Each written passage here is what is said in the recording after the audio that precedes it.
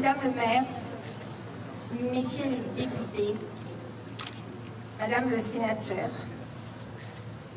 messieurs les conseillers régionaux et départementaux, messieurs les élus, monsieur le représentant du sous-préfet de la ville d'Aix-en-Provence, monsieur le représentant de Monseigneur Christophe Dufour, archevêque d'Aix-en-Provence et d'Arles, monsieur le rabbin et monsieur le président de la communauté israélite, monsieur le président du collectif Arki, messieurs et mesdames les présidents de l'association, chers amis, bonjour.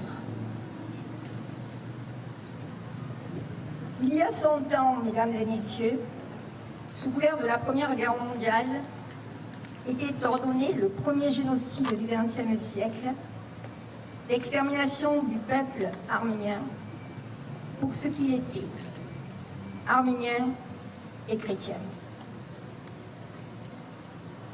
Le gouvernement turc a décidé de détruire tous les Arméniens résidant en Turquie. Il faut mettre fin à leur existence, aussi criminelles que soient les mesures à prendre. Il ne faut pas tenir compte ni de l'âge, ni du sexe. Les scrupules de conscience n'ont pas leur place ici. Le télégramme est signé Talat Pacha, ministre de l'Intérieur. C'était en 1915. En 2001, la France reconnaît publiquement le génocide des Arméniens commis par le gouvernement jeune turc. En 2015, la Turquie nie toujours la réalité de ce crime contre l'humanité. Le peuple arménien, vivant sur ses terres ancestrales, bien avant l'arrivée des Turcs, avec la richesse de son histoire et de sa culture, avec son esprit de justice et de liberté, avec sa foi, prolongeait en Orient la culture occidentale. Il a subi, par la barbarie du gouvernement jeune turc, les pires atrocités indignes de l'être humain. Les hommes, les femmes et leurs enfants furent massacrés ou déportés dans des conditions de sauvagerie extrême. Ils moururent, épuisés, affamés, dans une marche forcée vers la mort, dans les camps de concentration de Syrie, leur destination finale.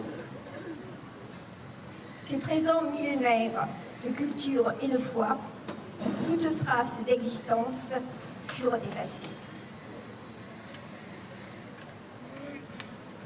Alors que nos ancêtres subissaient l'enfer, que leurs yeux tournés vers l'Europe attendaient qu'on les sauve, les grandes puissances, bien qu'indignées, n'ont pas pris les mesures nécessaires pour faire cesser leur extermination.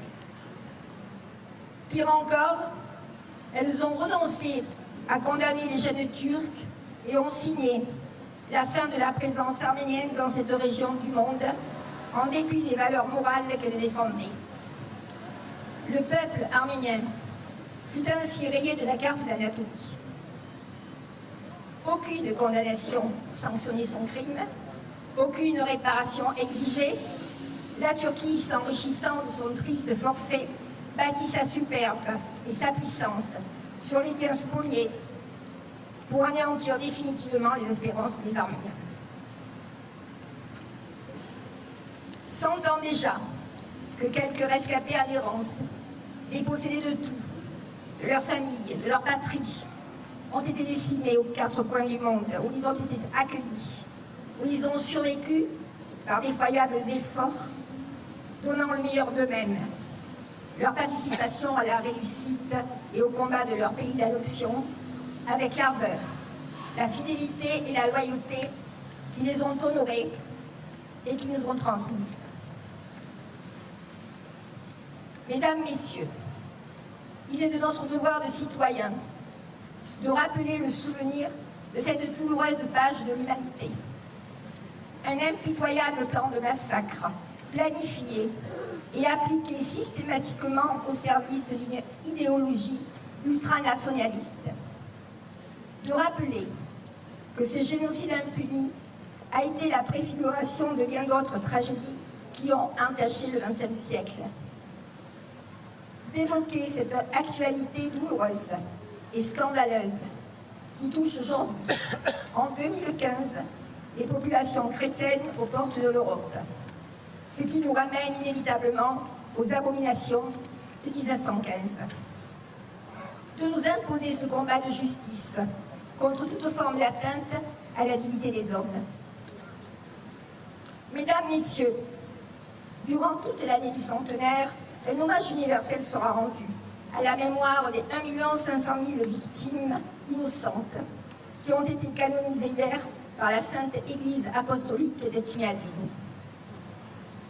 Ce 24 avril nous réunit solennellement devant cette stèle pour la journée du souvenir du génocide, mais également en prévention des autres génocides.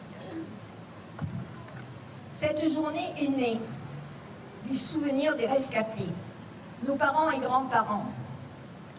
Aussi, qu'il me soit permis de rendre hommage à leur mémoire et au souvenir de leurs forces dignes et courageuses qui nous ont menés jusqu'ici. 100 ans après, nous n'oublions rien de leur souffrance et de cette injustice. Sans faiblesse et sans répit, nous continuerons à lutter pour la reconnaissance de ce crime contre l'humanité, pour la juste réparation et la restitution des droits légitimes au peuple arménien, contre le déni et le mensonge indigne du gouvernement turc. Car, mesdames et messieurs, le centenaire n'a pas tourné la page de l'histoire.